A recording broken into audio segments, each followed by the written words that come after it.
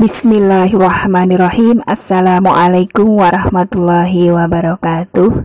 Baik, sebelum kita melanjutkan pembelajaran untuk hari ini, silahkan terlebih dahulu kita mengawali pertemuan hari ini dengan berdoa atau membaca basmalah bersama-sama. Bismillahirrahmanirrahim. Setelah itu kalian bisa melakukan atau mungkin melaksanakan tadarus beberapa ayat di rumah masing-masing ya.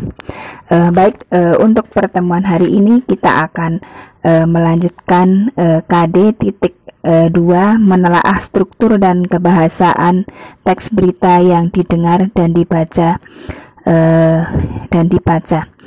Nah, untuk KD 3.2 ini memiliki sebetulnya ada beberapa tujuan pelajaran, namun untuk pertemuan hari ini kita akan membahas atau mungkin memfokuskan dua tujuan pembelajaran. Yang pertama menyebutkan struktur teks berita, lalu yang kedua menelaah struktur teks berita. Nah, untuk itu Ustazah mungkin yang pertama akan menyampaikan tentang struktur teks berita. Seperti yang mungkin sudah Ustazah sampaikan pertemuan yang lalu, bahwa struktur atau bagian-bagian teks berita itu dibagi menjadi 3 bagian. Yang pertama kepala berita, yang kedua tubuh berita, kemudian yang ketiga ekor berita. Baik, Ustazah akan menjelaskan satu persatu ya.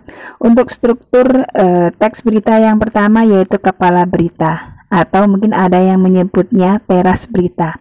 Kepala berita atau ada juga yang istilah lainnya yaitu LED ya, tulisannya LED. Semoga tidak keliru membaca. Baik, kepala berita ditulis pada paragraf pertama sebuah berita. Kepala berita merupakan unsur penting sebuah berita. Kepala berita menentukan isi berita akan dibaca atau tidak. Kepala berita merupakan saripati berita. Kepala berita melukiskan seluruh berita secara singkat. Unsur penting 5W plus 1H pada umumnya ditulis pada paragraf pertama dan kedua. Paragraf tersebut diperlukan untuk merangkum atau meringkas berita yang disusun. Paragraf tersebut menjadi jantung dari satu berita. Nah, ini kan sebelumnya kita sudah membahas 4.1 ya, tentang menyimpulkan sebuah teks berita. Nah, sebelum menyimpulkan kan kemarin kita sudah membahas bagaimana cara meringkas atau merangkum sebuah teks berita ya, kemarin sudah kita bahas. Baik, Ustazah lanjutkan. Kepala berita atau teras berita setidaknya mengandung ya jawaban atas pertanyaan apa, siapa, kapan, dan di mana. Sementara itu pertanyaan mengapa dan bagaimana dapat ditemukan pada bagian tubuh berita. Kepala berita yang baik sudah direncanakan terlebih dahulu dengan hati-hati agar dapat menarik perhatian pembaca. Kepala berita sudah disusun dengan metode atau model ya, model piramida terbalik. Bagian kepala berita adalah apa istilahnya atau teras berita ya, sedangkan selebihnya adalah tubuh berita yang berfungsi menjelaskan atau memaparkan peristiwa secara jelas. Dan ekor berita berisi informasi kurang penting. Kepala berita terdiri atas 1 ataupun 2 kalimat. Jika kepala berita terdiri atas 2 kalimat, maka kalimat pertama harus berisi kunci pemikiran, sedangkan kalimat kedua berisi faktor penting lain. Usahakan kalimat-kalimat dalam kepala berita singkat dan mengena pada sasaran. Kepala berita yang baik memudahkan pembaca memahami maksud berita. Lalu struktur yang kedua yaitu tubuh berita atau body. Tubuh berita berisi peristiwa atau kejadian yang dilaporkan. Bahasa dalam berita harus singkat, padat, dan jelas. Dengan demikian, tubuh berita merupakan penjelasan kepala berita secara lengkap ya. Nah, jadi di sini untuk tubuh berita itu menjelaskan bagian kepala berita secara detail, mungkin seperti yang Ustazah sampaikan pertemuan lalu. Kemudian struktur yang ketiga yaitu ekor berita. Ekor berita berisi informasi kurang penting. Bagian ini berada setelah kepala dan tubuh berita.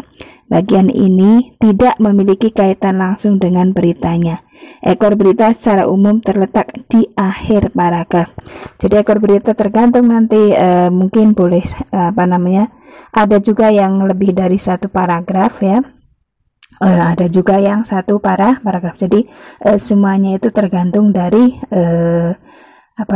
penulis berita ya. Baik, itu mungkin penjelasan mengenai struktur teks berita ya.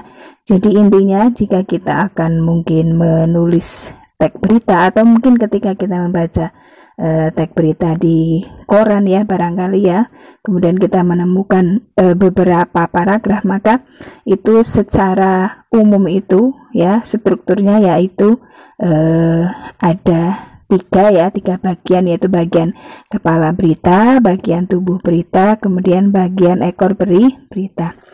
Namun kadang-kadang kalau kita cermati, kalau kita mendengarkan mungkin di televisi sekilas info ya, itu sebenarnya yang disampaikan itu ya hanya bagian unsur 5W+1H yang kalau kita sampaikan kemarin namanya ringkasan atau mungkin rangkuman berita ya. Oke, itu mungkin untuk penjelasan struktur ya, struktur teks berita. Nah, kemudian untuk contoh ya, cara menelaah teks berita mungkin bisa kalian cermati sendiri di file yang berisi ringkasan ya, yang berisi contoh menelaah teks berita. Supaya kalian lebih memahami, maka silakan kalian cermati contoh yang ada di dalam file ringkasan ya, KD 3.2. Nah, karena ini kalau Ustazah bacakan nanti terlalu lama durasinya ya. Baik, mungkin itu yang Ustazah sampaikan ya.